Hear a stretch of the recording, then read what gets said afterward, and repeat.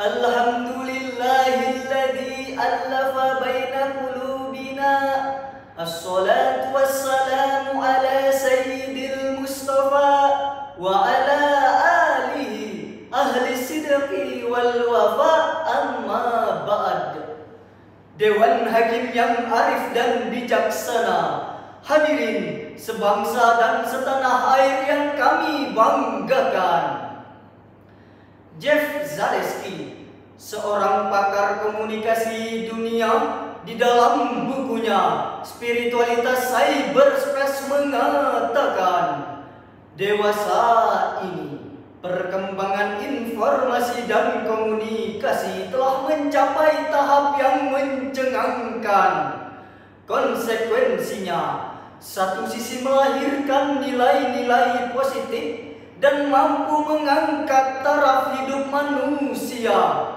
Namun di sisi lain, hadirin, perkembangan informasi dan komunikasi, baik media cetak maupun elektronika, jika tidak dibingkai dengan nilai-nilai agama, hanya akan melahirkan keresahan, kerusakan, bahkan kehancuran bagi manusia. Betul hadirin? Kekhawatiran Zaleski tersebut kini kian terbukti. Kita saksikan tayangan-tayangan kekerasan dan sadis semakin merajalela. Tontonan magis mitologis semakin membudaya. Bahkan hiburan-hiburan erotis seksual yang semakin makmur, membaur, bahkan menjamur di tengah-tengah masyarakat.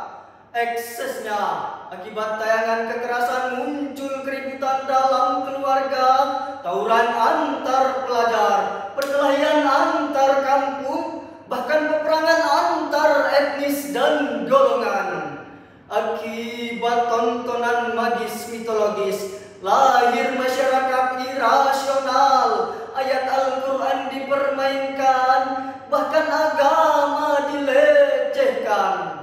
Akibat hiburan erotis seksual, marak pemerkosaan dan perzinahan. Bahkan akhir-akhir ini kita digemparkan dengan munculnya praktek seks bebas yang dilakukan oleh pelajar dan mahasiswa. Na'udzubillahi min dzalik. Itulah dampak langsung dari penggunaan media cetak dan elektronika yang mengabaikan nilai-nilai etika.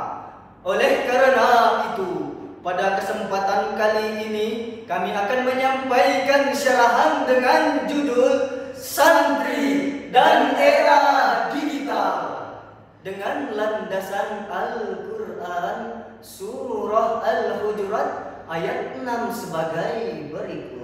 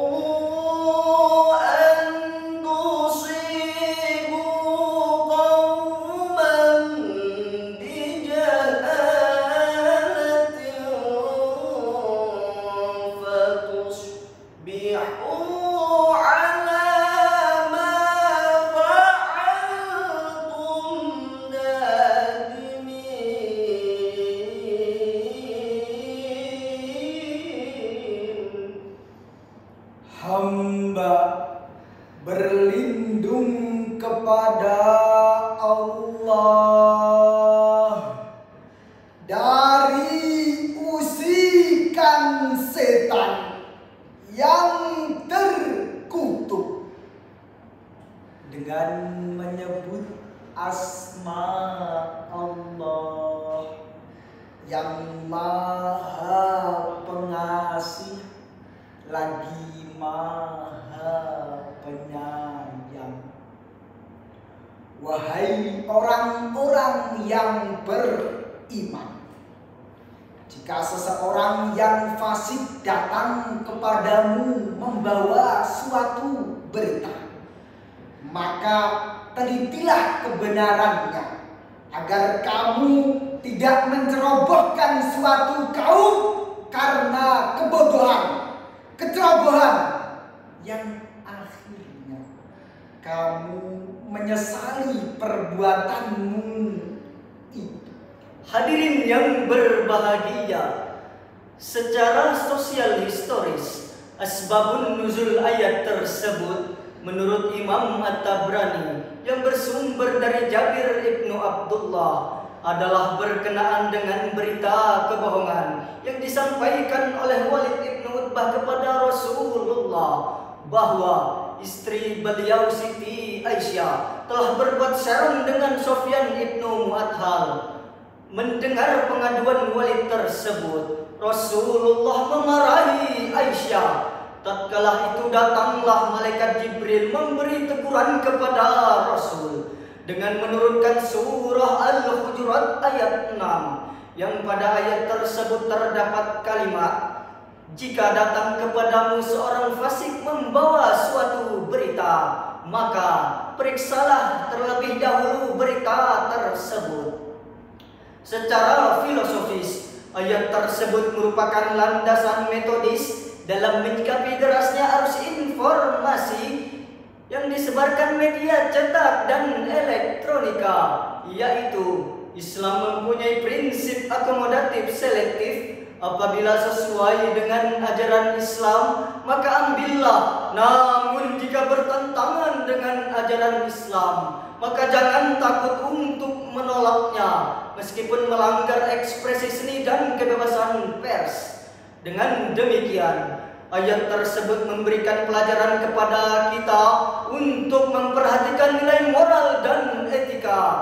Namun sangat disayangkan hadirin, saat ini yang terjadi adalah fakta sebaliknya. Sebagai bukti, tidak sedikit koran-koran yang mengumumkan tempat-tempat mesum dan pelacuran. Tidak sedikit stasiun-stasiun televisi yang menayangkan adegan ciuman.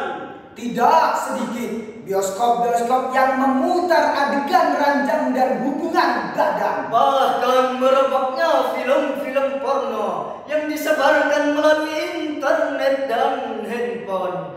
Yang lebih memalukan lagi, adegan film porno tersebut diperankan oleh tokoh dan artis ternama. Na'udzubillahi min dzalik. Lalu, bagaimanakah sikap kita dalam menghadapi serbuan media tersebut? Sebagai jawabannya, kita renungkan firman Allah di dalam surah Ali Imran ayat 104 sebagai berikut. Waltakum minkum ummatun yad'una ilal khairi wa ya'muruna bil ma'ruf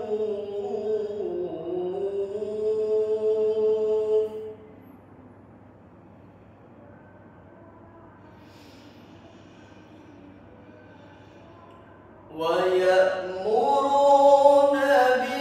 بالمعروف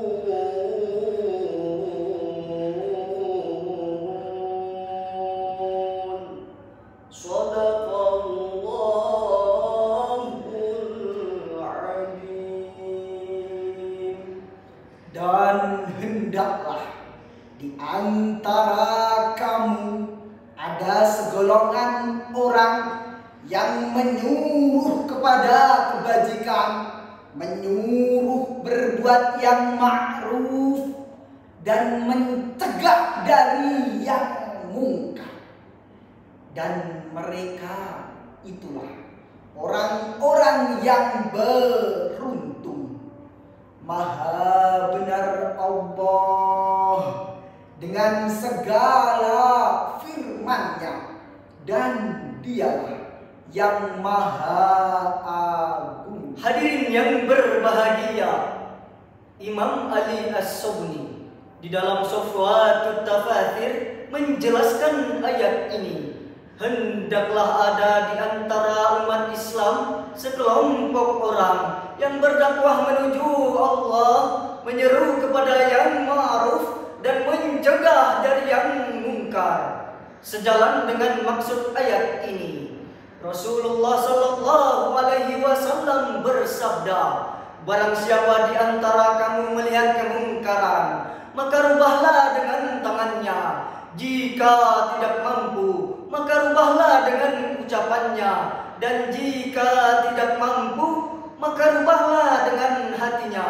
Dan merubah dengan hati itu adalah cerminan dari iman yang lemah. Mengingat betapa penting hal tersebut, maka kami menghimbau kepada umat Islam, kepada kaum terpelajar untuk menguasai teknologi informasi dan komunikasi demi tercapainya tujuan dakwah Islamiyah. Berkenaan dengan hal ini, Jalaluddin Rahmat, seorang pakar komunikasi Unpad, mengatakan, dan saat ini tidak cukup hanya pandai ceramah dari masjid ke masjid, dari kampung ke kampung, namun yang sangat dibutuhkan adalah dai yang pandai orator, tahu ilmu komunikasi, pintar menulis, dan handal dalam mengoperasikan media digital. Hadirin yang berbahagia, dari uraian tersebut dapat kita kesimpulkan saat ini penggunaan media cetak dan elektronika mulai mengabaikan nilai-nilai etika. Untuk menghadapi persoalan tersebut, kita membutuhkan sumber daya insani yang siap menjadi muaddib, muwahhid, mujaddid, dan mujahid untuk menegakkan nilai-nilai Islam di tengah kehidupan modern ini. Dan akhirnya